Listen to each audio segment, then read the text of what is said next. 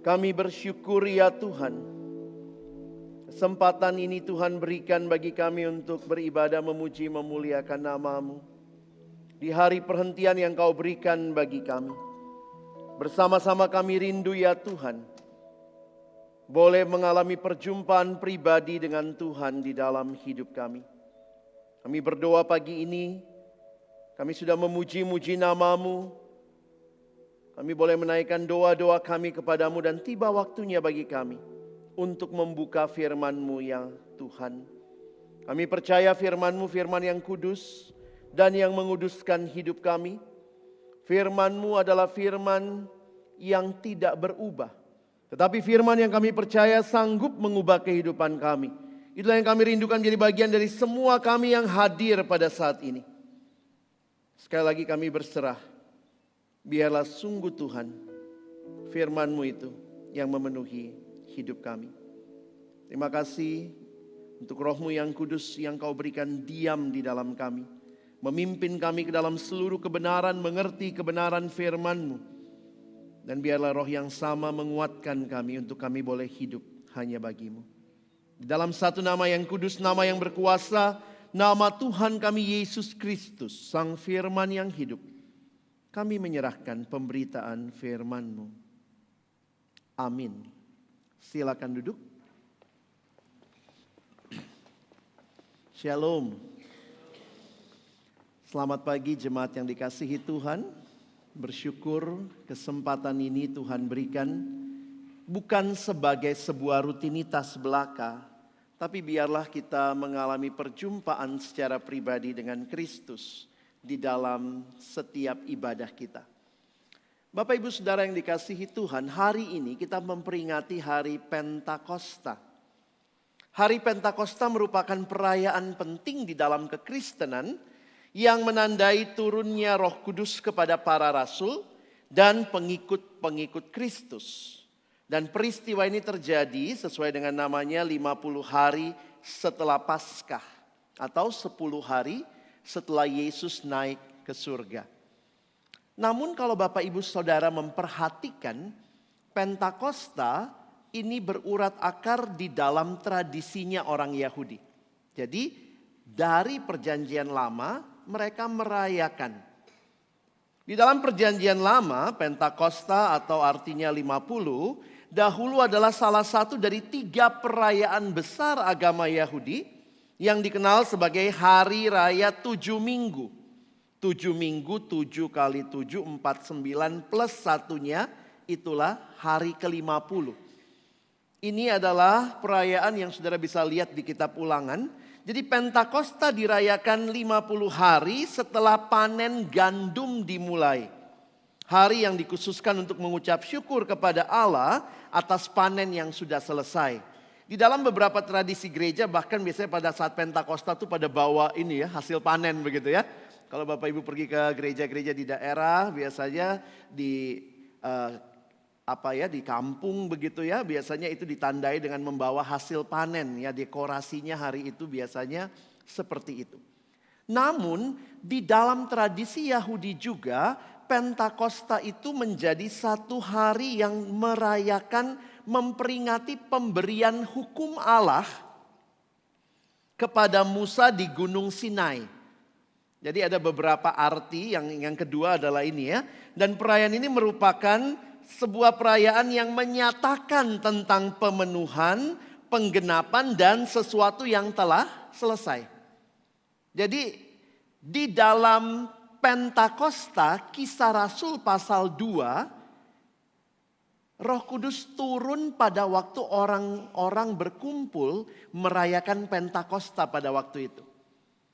Nah, seorang penafsir Alkitab mengatakan pas sekali turunnya Roh Kudus pada hari Pentakosta di mana orang sedang merayakan hukum Musa yang diberikan, merayakan panen, maka dikatakan sungguh tepat Roh Kudus dicurahkan atas gereja pada hari raya tersebut. Kedatangan Roh Kudus adalah bukti nyata bahwa Kristus telah bangkit dan naik ke surga, duduk di sebelah kanan Allah Bapa. Pekerjaan Kristus kini telah selesai. Roh Kudus turun menandai pekerjaan Kristus sudah selesai. Mulai dari dia lahir, dia hidup, melayani, dia menderita, dia mati, dia bangkit, dia naik ke surga. Selesai ya pekerjaan Kristus di dunia. Maka waktu dia naik, Roh Kudus turun. Sehingga inilah yang menjadi perayaan kita bersama. Fokus kepada Roh Kudus itu juga diajarkan oleh Tuhan Yesus. Maka tema pagi ini, living in the Spirit, hidup di dalam roh. Kita akan sama-sama melihat ajaran Yesus, apa yang Yesus sampaikan di dalam Yohanes 16 ayat 4 sampai ayat yang ke-15. Nah Bapak Ibu Saudara, kalau memperhatikan, ini adalah bagian dari pengajaran Yesus kepada murid-muridnya. Saya mengambil terjemahan dari Alkitab terjemahan baru edisi kedua, TB2. Dan ini ada sedikit hal yang berbeda. Di dalam Alkitab yang Bapak Ibu mungkin miliki, ditulis Roh Kudus sebagai penghibur. Nah di dalam terjemahan yang kedua dipakai istilah penolong. Ya, sehingga ini menjadi hal yang semakin nyata kehadiran Roh Kudus yang menghibur dalam arti menolong. Mari kita akan membaca bergantian. Saya akan mulai membaca ayat yang keempat. Kalau Bapak Ibu nanti lihat ada sedikit perbedaan karena beda versi terjemahan tetapi secara umum sama. Ya. Saya akan membaca ayat 4, Bapak Ibu sekalian membaca ayat yang kelima. Kita bergantian sampai ayat yang ke-15. Tetapi semuanya ini kukatakan kepadamu supaya apabila datang saat mereka, kamu ingat bahwa aku telah mengatakannya kepadamu. Hal ini tidak kukatakan kepadamu sejak semula karena aku masih bersamamu.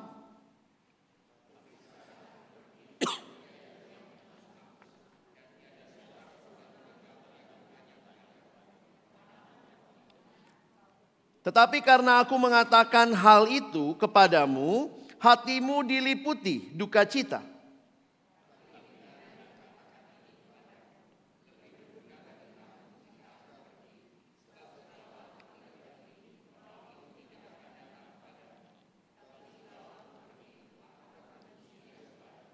Ketika ia datang, ia akan menginsafkan dunia akan dosa, kebenaran, dan penghakiman. Akan kebenaran, karena aku pergi kepada Bapa dan kamu tidak melihat aku lagi. Masih banyak hal yang harus kukatakan kepadamu, tetapi sekarang kamu belum dapat menanggungnya.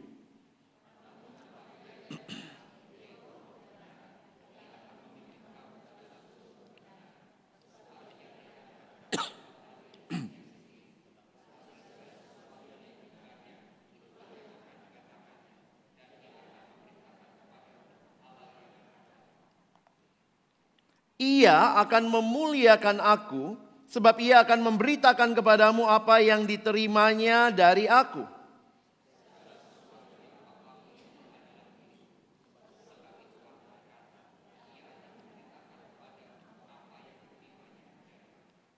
Sedemikian jauh pembacaan firman Tuhan, berbahagialah kita yang bukan hanya membacanya, tapi juga merenungkannya, melakukannya dalam hidup kita, dan bahkan membagikannya. Saudara yang dikasihi Tuhan, apa yang Yesus sampaikan yang kita baru saja baca, bagian ini adalah pembicaraan Yesus dengan para muridnya. Di mana Yesus menjanjikan kedatangan Roh Kudus yang akan tinggal bersama mereka selamanya.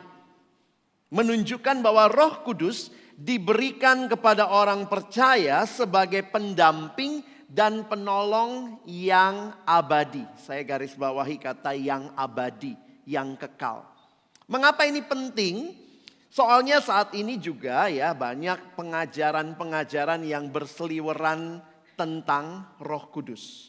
Maka mari sebagai gereja Tuhan kita sama-sama memahami siapakah Roh Kudus. Saya mau ajak kita lihat beberapa pemahaman mendasar orang Kristen. Roh Kudus bukan apa, tetapi siapa? Karena Yesus mengutus Roh Kudus menolong kita, menjadi penolong kita, maka Roh Kudus itu bukanlah benda. Tetapi Roh Kudus adalah pribadi. Sama seperti semua manusia, kita adalah pribadi. Cuma kita ini pribadi manusia. Roh Kudus adalah pribadi Allah. Membedakan pribadi itu bagaimana? Sederhana ya. Mimbar ini bukan pribadi. Saya pribadi. Kalau saya pukul mimbar ini, yang sakit siapa? Saya. Mimbar ini nggak hidup. Dia bukan pribadi, dia benda. Roh Kudus bukan benda, tapi pribadi. Memang penggambarannya seringkali di Alkitab menggunakan figur-figur atau hal yang dilihat seperti benda. Makanya dibilang begini ya, Roh Kudus seperti burung merpati. Tapi bukan berarti Roh Kudus burung merpati. Terlihat burung merpati, Roh Kudus lewat. Enggak gitu saudara ya. Karena ingat kalimatnya Roh Kudus seperti burung merpati. Turunlah roh itu atas mereka seperti lidah-lidah api. Jadi bukan berarti Roh Kudus lidah api. Karena apa? Ada orang-orang yang menghayati Roh Kudus seperti benda. Sama waktu Yesus mengatakan akan mengalir air kehidupan di dalam Yohanes, yang kumaksudkan ialah Roh Kudus. Orang pikir Roh Kudus itu air. Makanya ada yang bilang, wah Pak Pendeta saya udah dipenuhi Roh Kudus ini 50%. Oh Pak Pendeta saya kayaknya udah 75% dipenuhi Roh Kudus. Oh saya sudah tenggelam dalam roh. Sehingga kok mengertinya Roh Kudus seperti benda. Bukan. Dia adalah pribadi dan adalah pribadi Allah. Jadi ini yang pertama yang harus kita ingat. Yang kedua, Roh Kudus dalam hidup orang percaya tidak keluar masuk Bapak Ibu. Tetapi Yesus berkata, aku akan memberikan roh itu selama-lamanya buat kamu yang percaya. Perhatikan Yohanes 14, ini kalimat Yesus lagi, ayat 16 sampai 17. Aku akan minta kepada Bapa dan Ia akan memberikan kepadamu seorang penolong yang lain supaya Ia menyertai kamu selama-lamanya. Yaitu roh kebenaran. Dunia tidak dapat menerima Dia sebab dunia tidak mengenal Dia dan tidak mengenal Dia. Namun kamu mengenal Dia sebab Ia menyertai kamu dan akan tinggal di dalam kamu.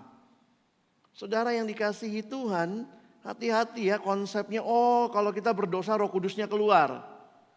Kalau kita nanti panggil lagi, ayo masuk lagi dia. Jadi kayaknya Roh Kudus keluar masuk ya. Waktu saudara dan saya yang sudah percaya menerima Yesus dalam hidup kita, Roh Kudus ada dalam diri kita. Maka waktu kita berdosa bukan berarti Roh Kudus meninggalkan kita.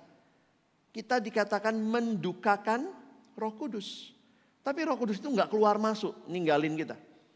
Jadi kadang-kadang juga ada yang gereja tertentu ngajarin, ayo mari datang ke gereja kami ya. Misalnya ada pembaptisan Roh Kudus. Mungkin untuk menerima Roh Kudus lagi begitu. Saudara tidak.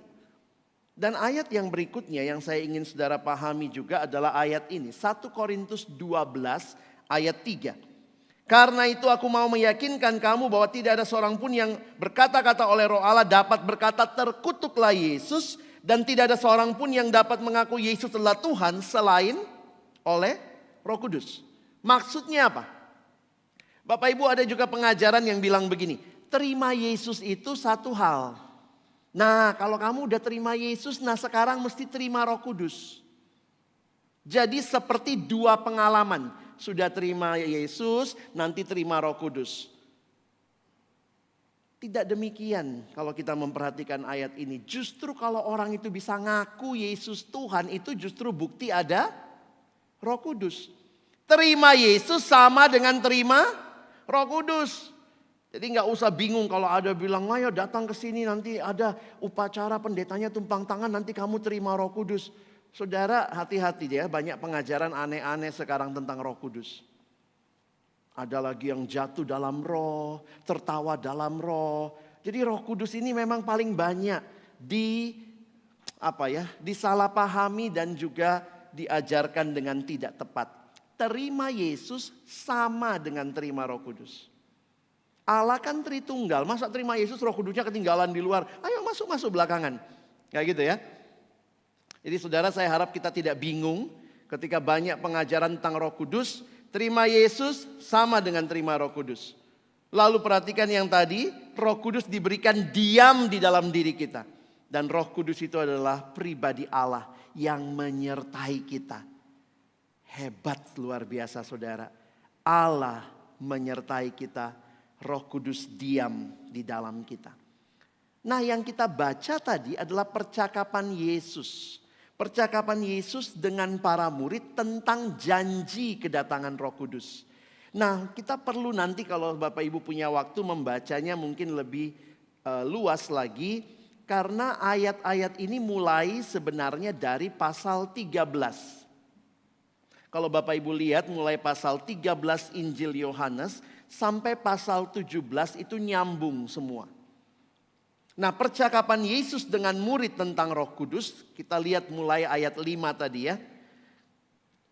Yesus ngomong begini. Tetapi sekarang aku pergi kepada Dia yang telah mengutus aku dan tidak ada seorang pun di antara kamu yang bertanya kepadaku, kemana engkau pergi? Saya waktu baca ini loh, gak ada yang nanya kemana engkau pergi. Sebenarnya muridnya nanya saudara ya. Coba kalau kita baca ke atasnya udah nanya loh. Ada dua murid yang bertanya. Yang pertama Petrus di pasal 13 ayat 36. Yang kedua nanti Thomas dengan bahasa yang berbeda di ayat pasal 14 ayat 5. Makanya kenapa Yesus ngomong kamu gak nanya. Tapi sebenarnya yang menarik, mereka tidak tertarik kepada kemana Yesus pergi. Mereka lebih tertarik kepada ketakutan kenapa Yesus ninggalin mereka. Saya kasih contoh ya. Bapak Ibu kalau pernah punya anak atau anaknya waktu masih kecil ya. Biasa gitu, papa kemana? Papa mau kemana sih? Mama mau kemana sih? Mereka tuh gak terlalu peduli sebenarnya Bapak Ibu pergi kemana. Dia cuma takut ditinggal sendiri. Itu ya, nangkep pemahamannya ya.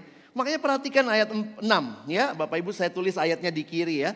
Supaya saya bisa jelasin Bapak Ibu mengerti.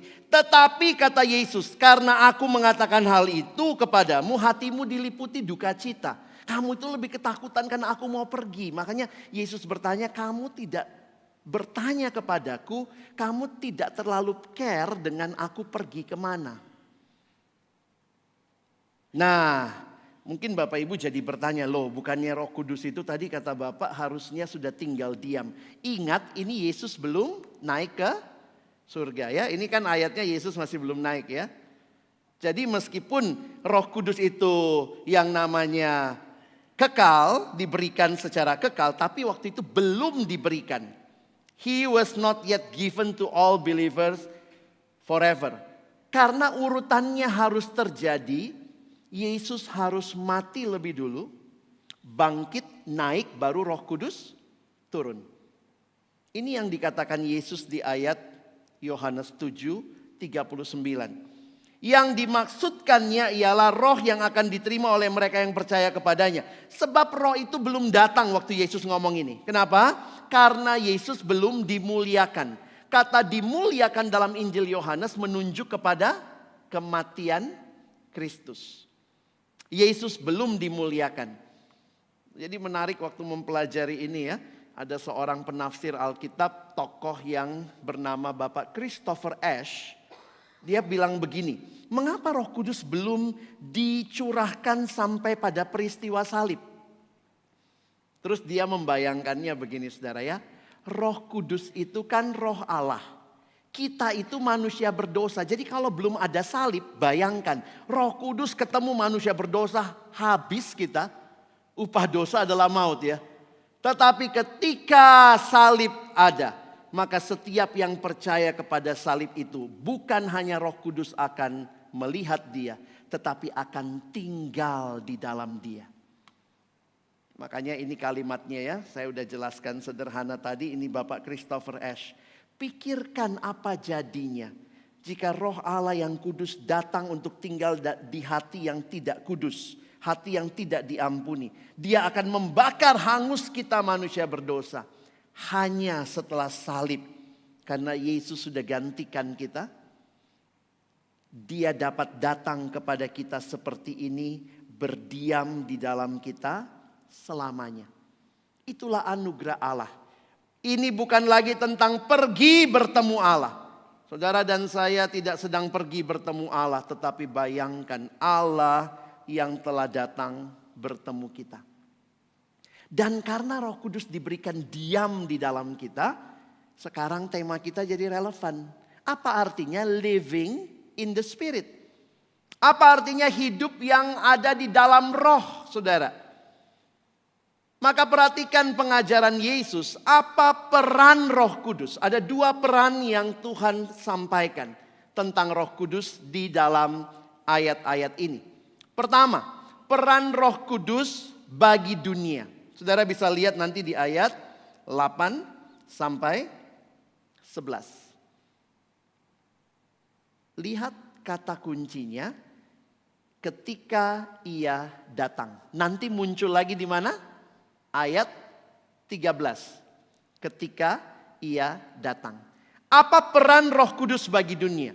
Kalau Roh Kudus datang, maka kata Yesus, ia akan menginsafkan dunia akan dosa, kebenaran, dan penghakiman. Ini maksudnya apa? Oh, Yesus jelasin saudara ya. Akan dosa artinya apa? Akan kebenaran artinya apa? Dan akan penghakiman artinya apa? Tapi saya mau kita mengerti begini. Kalau Roh Kudus datang, kita itu jadi sadar kita berdosa. Dan karena kita sadar kita berdosa, kita pun jadi mengakui saya butuh juru selamat. Itulah pekerjaan yang Roh Kudus akan kerjakan di dalam hidup orang percaya. Membawa kita berjumpa dengan Yesus, sehingga waktu kita berjumpa dengan Yesus, kita jadi sadar saya berdosa, Yesusnya kudus. Makanya coba kita lihat satu-satu ya. Apa artinya menginsafkan dunia akan dosa? Manusia mungkin tidak sadar bahwa dirinya adalah pendosa. Tetapi ketika berhadapan langsung dengan kebaikan yang sempurna dalam Yesus, maka dosa kita terbuka saudara. Di depan umum dan tidak ada yang bisa disembunyikan. Bukan hanya akan dosa, tapi juga akan kebenaran. Manusia berpikir, manusia berdosa mungkin berpikir banyak tentang Yesus. Kita nggak nganggap Yesus benar sih ya. Tetapi Roh Kudus akhirnya menunjukkan bahwa Yesus ini memang benar. Saudara kalau lihat orang bertobat dari tadinya nggak percaya Yesus, bisa percaya, itu pekerjaan siapa? Itu karena Roh Kudus menginsafkan dia. Ini Yesus yang benar. Dan tentang penghakiman.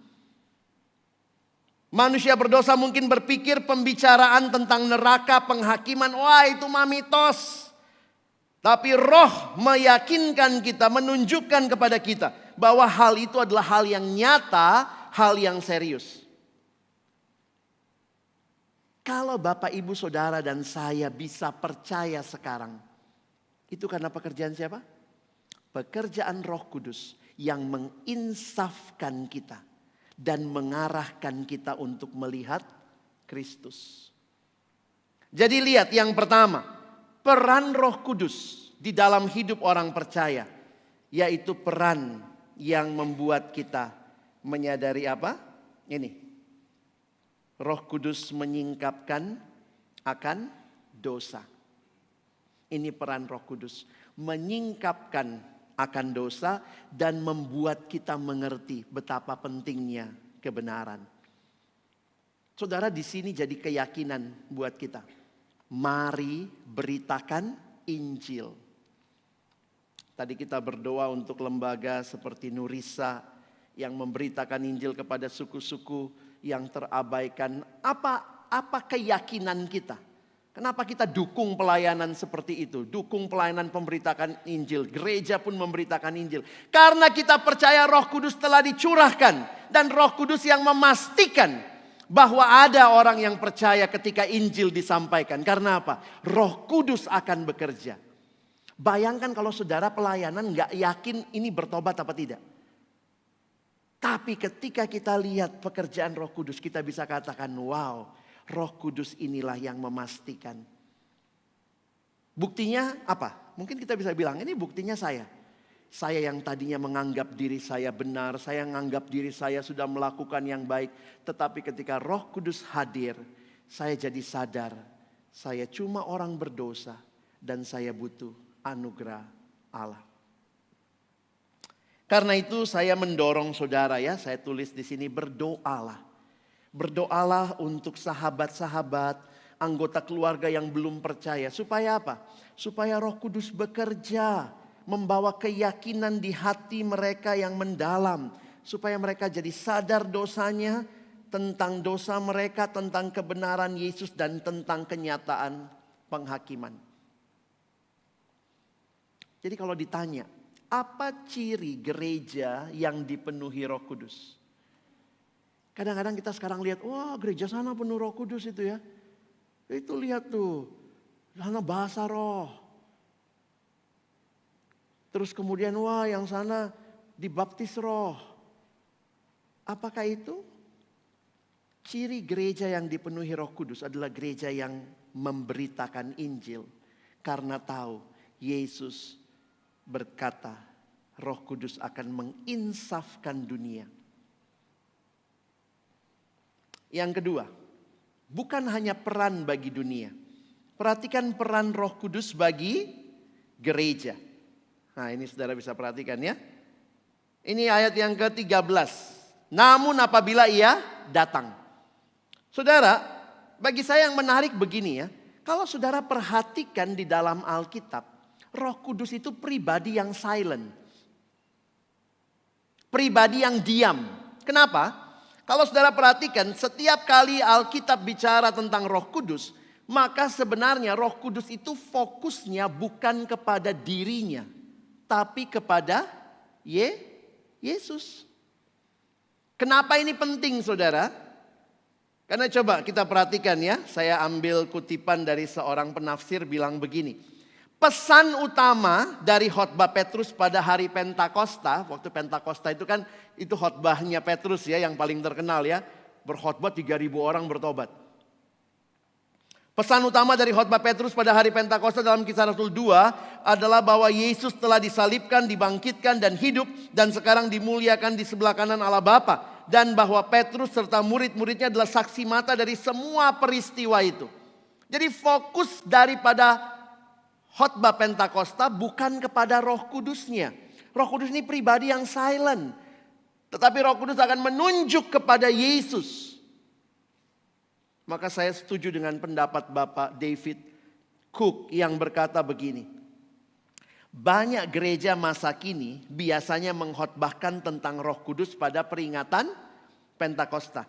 Namun apa yang menjadi fokus khotbah Petrus pada Pentakosta adalah Yesus, bukan Roh Kudus.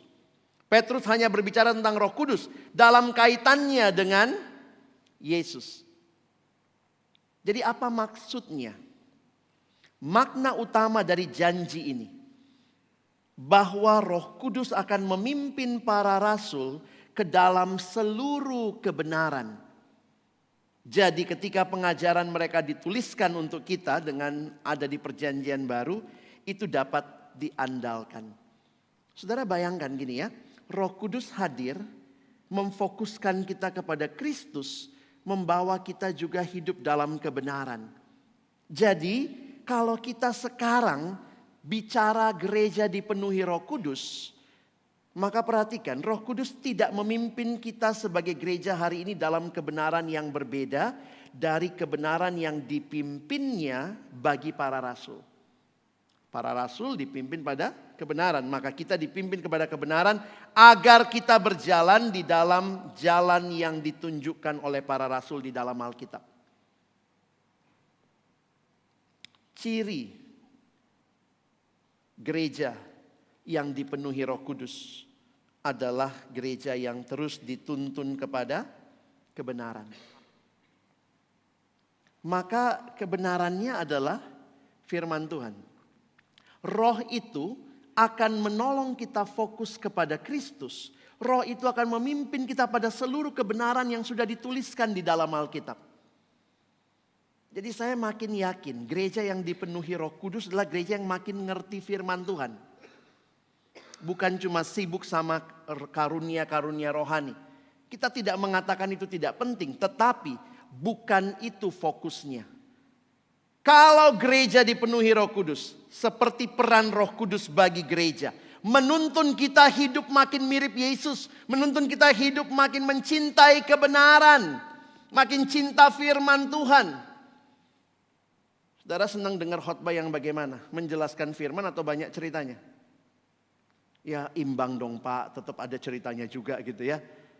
Tapi jangan lupa loh saudara, nama gerejanya Kalam Kudus loh. Apa itu kalam? Apa itu kalam? Ini orang Kalam Kudus nggak ngerti kalam. Kalam itu bahasa Arab firman. Ya mungkin gereja saudara didirikan berapa puluh tahun yang lalu ya. Bahasanya waktu itu biasanya belum firman tapi kalam. Kalam Kudus. Jadi kira-kira gereja ini ada Roh Kudus nggak? Oh ada saudara, ketika kita sama-sama belajar firman, hidup dalam kebenaran, makin serupa Kristus. Karena Roh Kudus akan membawa kita makin serupa Kristus. Sementara orang kalau cuman bicara karunia rohani, terus habis berkarunia rohani sombong lagi. Serupa Kristus nggak tuh? Oh aku dong bisa bahasa roh, kamu bahasa Indonesia. Saya dulu digituin Bapak Ibu. Namanya masih remaja kan. Ada teman dari gereja X, saya nggak usah sebut namanya. Terus bilang, wah gerejamu nggak ada Roh Kudus ya Lex? Karena saya gerejanya kayak kita ini ya, tenang gitu ya. Oh, terus saya dalam hati saya bilang, iya gereja kamu kelebihan Roh Kudus. Kadang-kadang kita jadi bercandaan gitu ya. Oh kamu bahasa, teman saya bilang gini, kamu mesti belajar bahasa roh Lex. Hah? Kamu di surga pakai bahasa apa nanti? Saya sampai kaget gitu. Kamu bisanya apa? Indonesia, Inggris. Wah di surga tuh bahasa roh. Jadi nyicil dari sekarang. Saya ingat waktu zaman saya SMA ada kursus bahasa roh di salah satu gereja di Semarang. Saya nggak usah sebut gereja apa karena saya nggak tahu juga. Waktu itu masih SMA. Banyak teman saya yang kalau liburan ke Jawa gitu ke Semarang belajar bahasa roh. Lalu pulang sombong banget. Aku bisa bahasa roh. Loh akhirnya orang yang dipenuhi Roh Kudus kok sombong. Dipenuhi Roh Kudus kok ngelihat orang lain rendah. Ih kamu gak bisa bahasa Indonesia aja, ini saya bahasa roh. Jadi saya jadi berpikir, kalau akhirnya Roh Kudus membuat kita makin sombong, makin merasa diri lebih dari orang lain, makin merasa diri bangga dan segala macam, itu Roh Kudus atau roh apa? Wah kami kalau kebaktian luar biasa, hingar-bingar gitu ya. Itu Roh Kudus apa roh kuda? Hah? Kok liar banget begitu? Ya kita tidak sedang menghakimi, tapi saya ingin saudara meyakini. Gereja saudara juga adalah gereja yang dipenuhi Roh Kudus karena memberitakan Injil. Dan hidup dalam kebenaran. Kebenaran sesuai dengan kalam yang kudus. Dan teladan utamanya adalah Yesus Kristus. Maka rindukanlah saudara dan saya, berdoalah agar kita terus bertumbuh dalam pengenalan yang benar tentang Yesus. Dan diberikan kerinduan, keberanian untuk memperkenalkan Yesus. Kenal Yesus, memperkenalkan Yesus. To know Him and to make Him known. Kalau kita dipenuhi Roh Kudus diam di dalam kita, maka kita akan dimampukan untuk hidup semakin hari semakin serupa siapa? Yesus. Tadi kita berdoa sama-sama ya untuk kita makin dipenuhi buah roh ya. Tadi Pendeta Binsar doanya begitu ya. Buah roh itu ya kasih, sukacita, damai sejahtera. Itu kan karakternya Yesus ya. Bapak Ibu makin seperti itu enggak? Kalau nanti cuman bisa bahasa roh lalu sombong, bisa ini lalu kayaknya merasa diri, itu bukan Roh Kudus menurut saya. Hati-hati. Roh Kudus menuntun kita makin mirip Yesus. Saudara ada nggak yang di hidupmu bilang kalau lihat kita di pekerjaan, ih kamu Yesus banget? Belum. Nah berarti belum dipenuhi Roh Kudus dong. Ya dong kan harusnya makin mirip Yesus dong. Atau nanti kalau orang lihat kita, oh dasar kamu anak setan. Berarti lebih mirip siapa? Saya ingat besuk teman melahirkan ya, suami istri teman KTB kami dulu. Ini mereka yang pertama married. Jadi waktu pas anaknya kami besuk melahirkan, anaknya pas lagi keluar itu ya, maksudnya baru menyusu. Di situ saya jadi sadar ya, orang tua itu pingin sekali anaknya mirip dia. Jadi waktu teman saya itu pas istrinya itu bilang sama saya, anaknya digendong, Lex lihat anakku. Hidungnya kan hidungku ya, jidatnya jidat bapaknya. Tiba-tiba bapaknya, mama hidungnya yang hidung papa, jidatnya jidat mama. Lalu mereka berantem situ hidung jidat gitu ya. Karena saking pengennya ini anakku mirip kan. Kira-kira kalau Tuhan lihat kita mirip siapa? Tuhan dari surga, itu anakku mirip kan? Atau jangan-jangan Tuhan lihat kita, anak siapa? Kan kita suka nyanyi gitu ya, aku anak raja, kamu anak raja, kita semua anak siapa? Kok gak mirip? Kalau kita dipenuhi Roh Kudus, kita akan makin hidup dalam kebenaran. Kebenaran memimpin kita hidup serupa Kristus. Dan kemudian memperkenalkan Kristus, itulah hidup yang dipenuhi Roh Kudus. Yang harusnya saudara dan saya alami di dalam kehidupan bergereja berjemaat. Dan mari kita boleh hidup seperti Kristus. Kalau saudara sedang studi sekarang, dalam studimu nyatakan kebenaran, studi dengan baik. Belajar, kerjakan ujian, paper dengan baik. Jangan nyontek. ChatGPT membantu boleh, tapi bukan menggantikan. Nah ya, anak sekarang ChatGPT yang kerja ya.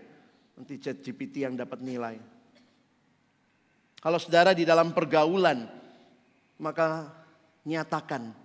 Living in the Spirit berarti pergaulan saya pun menyatakan kebenaran. Saya mau mempermuliakan Tuhan dalam pergaulan, bukan mempermalukan Tuhan.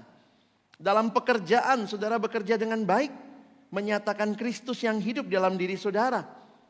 Di dalam rumah tangga saudara pun rindukan Roh Kudus, roh kebenaran itu memimpin kita, memimpin keluarga kita untuk hidup bagi Allah.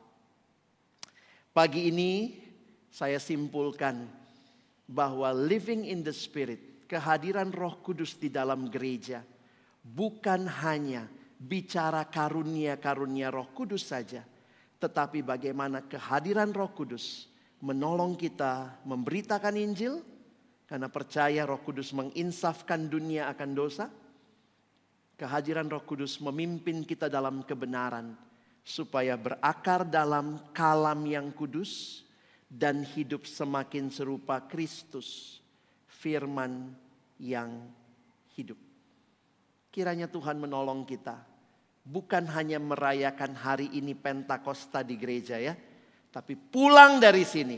Saudara merayakan Pentakosta itu dalam keseharian saudara. Amin. Mari berdoa. Tuhan, terima kasih untuk firman-Mu. Kiranya kebenaran ini menolong kami juga di dalam menghidupi panggilan kami sebagai gereja Tuhan di tengah dunia ini. Tolong kami dalam keseharian kami makin menyatakan Yesus yang hidup di dalam diri kami. Bentuklah kami terus Tuhan. Biarlah buah-buah roh itu nyata di dalam keseharian kami. Dan kami hidup hanya bagi-Mu. Kami bersyukur. Dalam nama Yesus kami mohon, tolong kami bukan cuma jadi pendengar firman, tapi jadi pelaku-pelaku firman-Mu. Di dalam nama Yesus yang berkuasa, kami sudah berdoa. Amin.